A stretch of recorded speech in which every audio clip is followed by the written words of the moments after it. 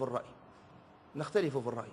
نحن عندنا وثائق وعندنا شيء موثوق من أن زوايا وأن طرقا صوفية وقفت مع الاستعمار الفرنسي، وفرنسا اليوم تشجع على هذه الزوايا. فرنسا تضخ الأموال من أجل أن تنصر هذه الزوايا. فرنسا اليوم أعانت على تشييد مقام سيدي بوسعيد، ليس لسواد عيوننا ولا محبة في الإسلام. هي تقتل المسلمين في مالي وتريد أن تبني.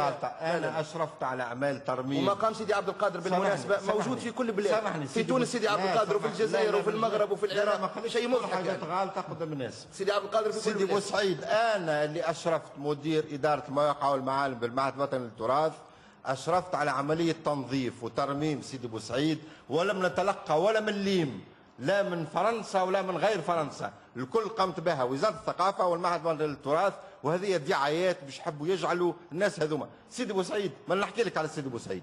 سيدي بوسعيد شكون هذا؟ هذه الشخصية اللي اليوم الناس مشاو حرقوه. سيدي بوسعيد لأنه يمثل سياسيا شخصية هامة في تاريخ تونس. وقت اللي جات الحملة الصليبية للويس التاسع، سيدي بوسعيد من الناس اللي وقفوا ضد حملة لويس التاسع.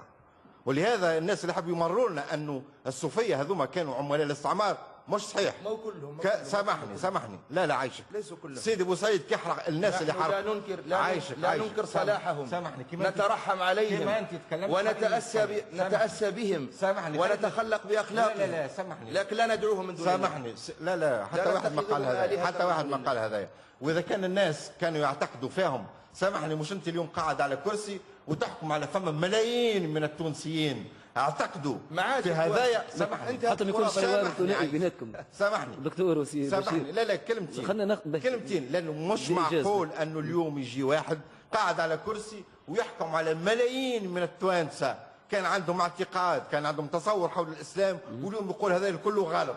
هذايا الموقف، هذايا نتاع ناخذ اراء اخرى على وزاره الشؤون الدينيه.